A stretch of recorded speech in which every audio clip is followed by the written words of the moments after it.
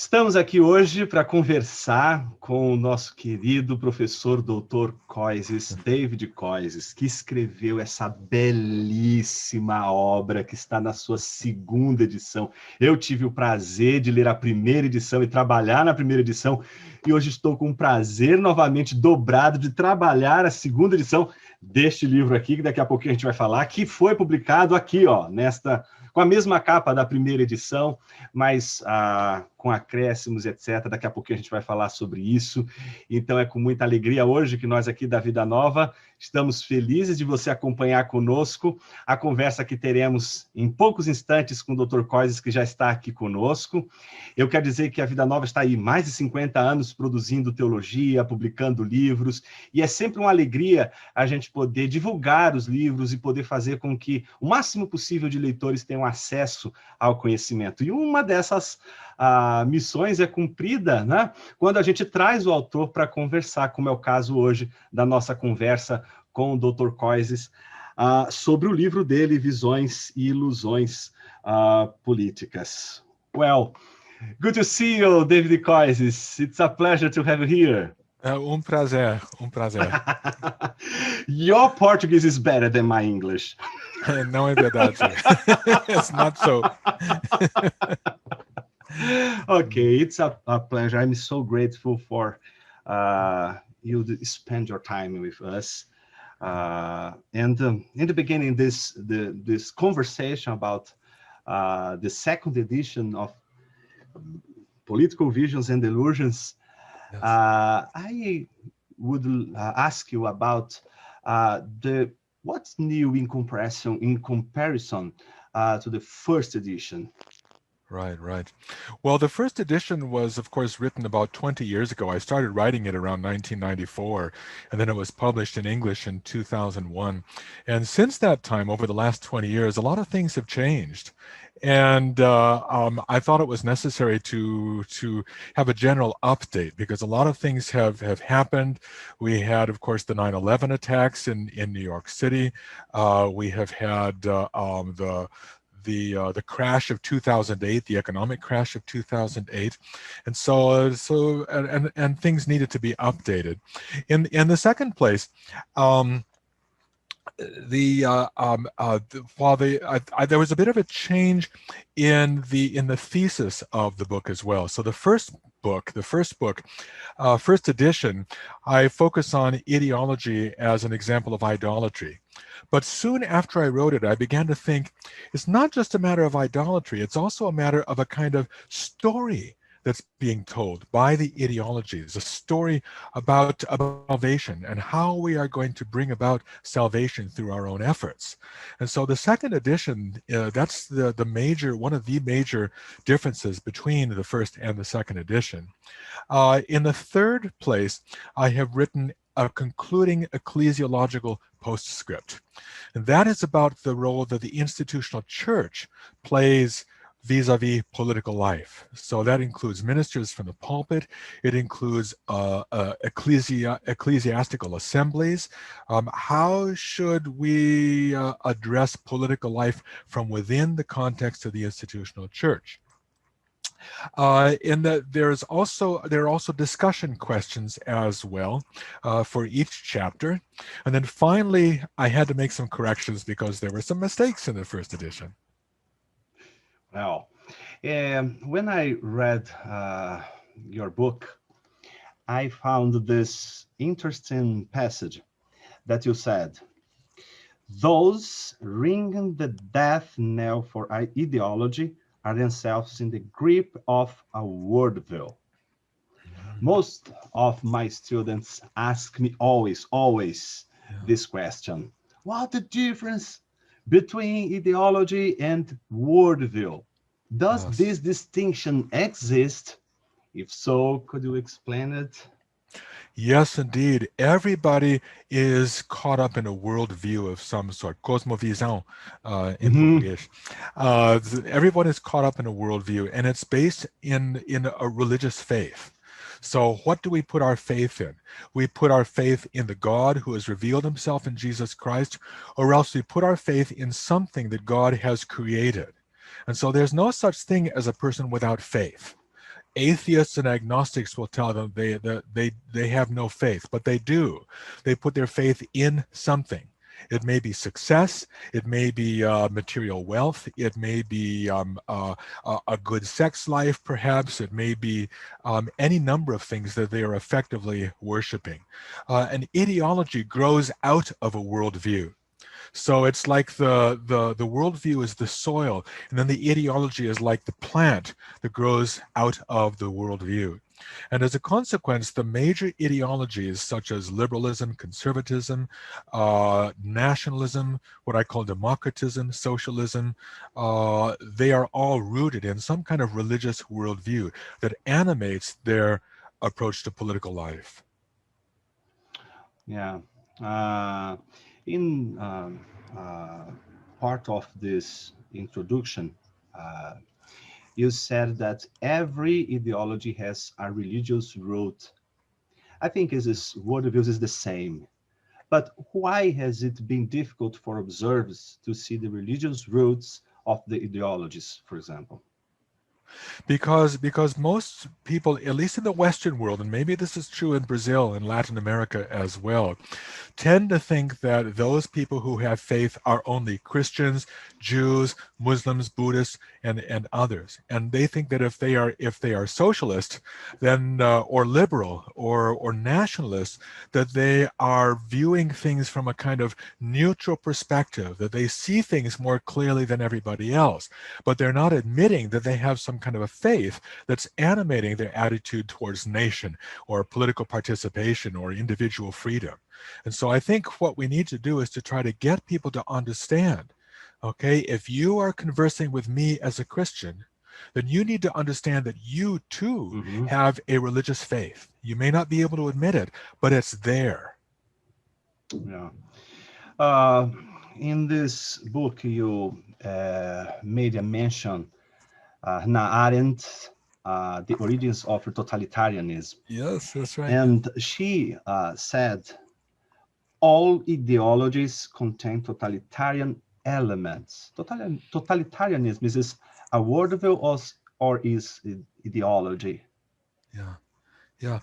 I think that Arendt is right. I have a special affection for Hannah Arendt. I wrote my master's thesis on her her thought about 40-some years ago, and I think she is very clear-sighted when it comes to understanding what the ideologies are all about. It's not just Hannah Arendt, but there are others, such as the late British political scientist Sir Bernard Crick wrote this book called In Defense of Politics, and he said basically the same thing, that all ideologies are potentially totalitarian. That is because the proponents, the followers of these ideologies, take one thing out of God's creation, and they focus on that, and that becomes effectively the idol that they're worshiping. And when you worship an idol, you want not only to make everything serve that idol, but you want everyone else to serve that idol as well.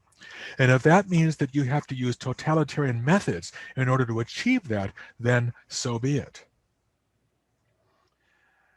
Yeah, when I read this book, I realized that you contrasted totalitarianism propensities with genuine or authentic pluralism. Could you explain it more? Yeah.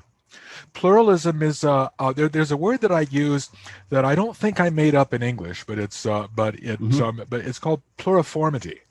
So I talk about the pluriformity of society, and that means that any differentiated society, a society such as Canada, the United States, Brazil, the United Kingdom, is made up of a multiplicity of communities in which we find ourselves embedded. So there are four main institutional communities: the state, the church institution, marriage, and family. And then there are many other communities as well, such as business enterprises, labor unions, schools, universities, chess clubs, football clubs, artist cooperatives, museums, and so forth. And all of these have their own place within society. And so the state under its divine mandate to do public justice, must undertake to try to protect that diversity of communities that we find in an ordinary society.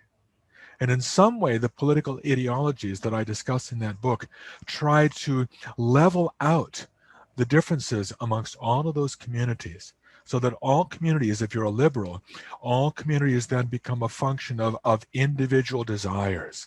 And they don't have any status in their own right. They are simply the byproduct of individual desires.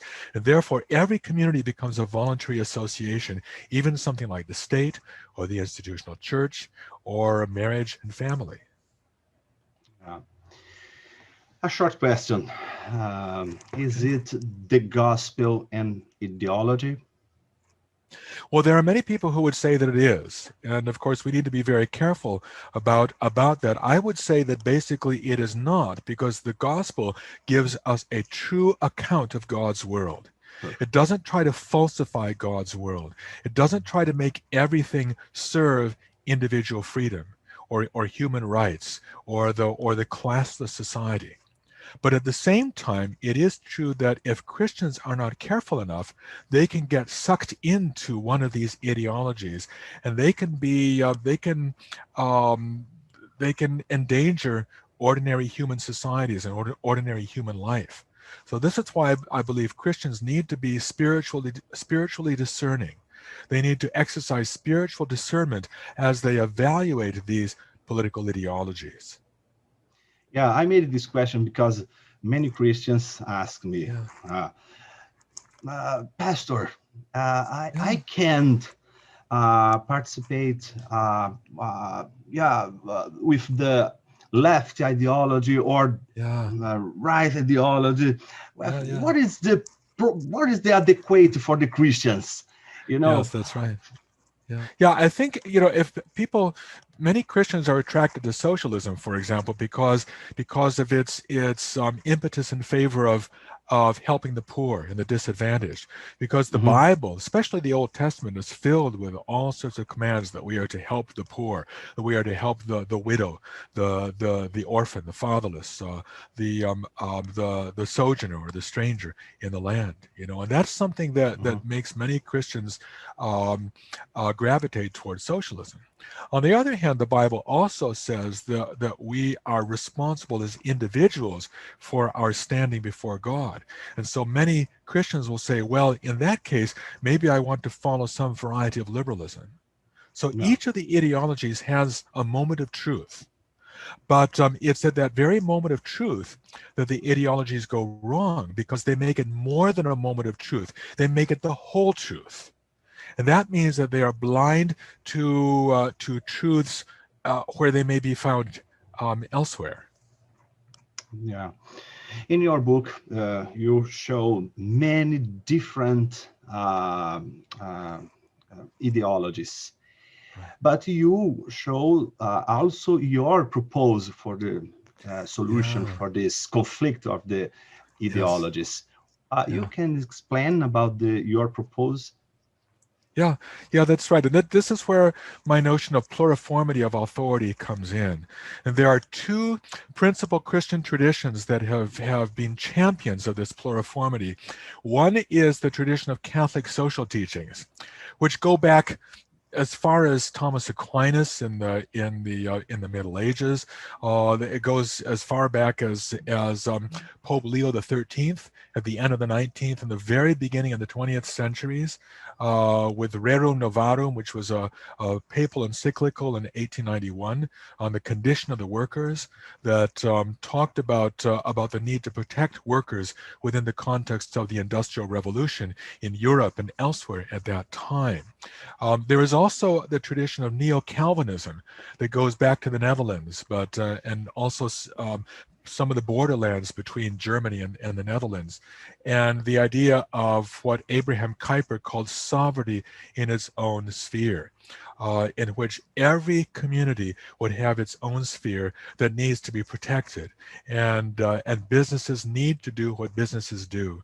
Families need to do what families do, raising children and providing loving environments to nurture children in. Church institutions need to do what they should be doing, to preach the word, to administer the sacraments, to maintain discipline among members of the church. A political party has its own place within the society as well. So that's, it's not so much that I'm proposing a series of political reforms. I'm simply, I'm proposing a change of heart, really, a change of heart, so that when we look at God's world, when we see ourselves acting within God's world, we recognize that it is God's world. It's not ours. It doesn't belong to us. And we ourselves don't belong to us. We belong to God. Wonderful, wonderful. Yeah. In the end of this conversation, I'd like to bring a verse of the Choruses from the Rock, a poem of T.S. Eliot that wrote in 1934. And this wonderful verse said, "Our citizenship is in heaven. Yes, but that is the model and type for your citizenship upon earth." Dr. Koizis, should pastors address political issues from the pulpit? When should a church congregation or denomination speak politically?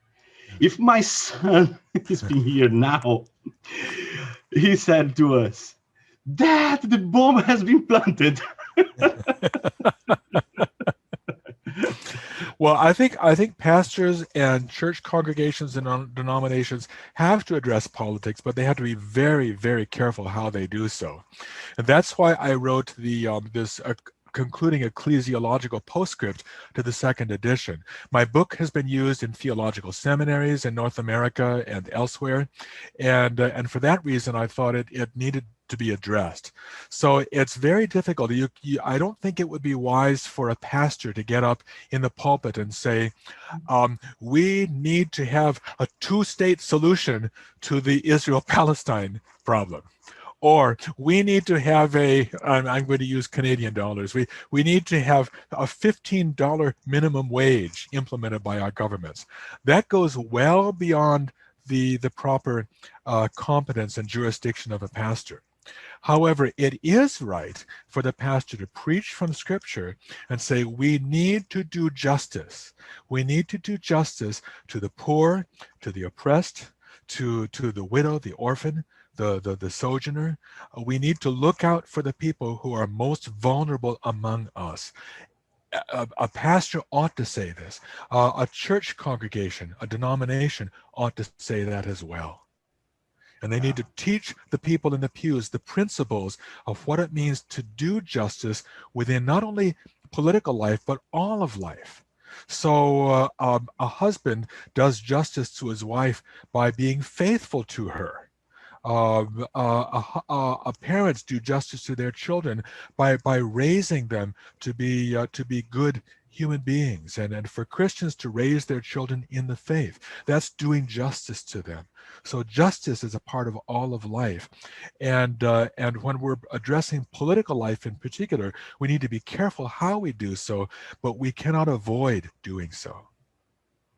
Yeah, Professor Koizis, thank you very much for this opportunity to talk about your book.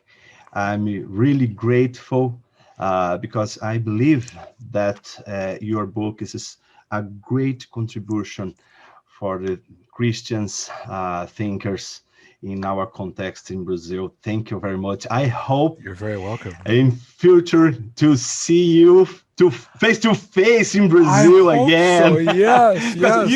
You was in Brazil a long time ago. Almost 5 years ago. Yes. 5 years ago. Yeah. Yes. But it's the first time. I think it's another opportunity to receive in our country again. Thank you very much. Yes. Eu adoro o povo brasileiro. Que Deus abençoe o povo do Brasil. Muito obrigado, Dr. Koizis. E com isso, pessoal, nós encerramos aqui a nossa conversa, lembrando a você desta preciosidade. Não deixe de ler este livro, tem sido uma bênção aí para ajudar não só estudantes, mas todos aqueles que querem atuar na esfera pública. Dr. Coises foi abençoado por Deus com uma inteligência incrível, e esse livro aqui tem muita coisa para a gente estudar, muita coisa para a gente aprender. Que Deus abençoe vocês e até a próxima. Bye, bye. Tchau, tchau. Tchau, tchau.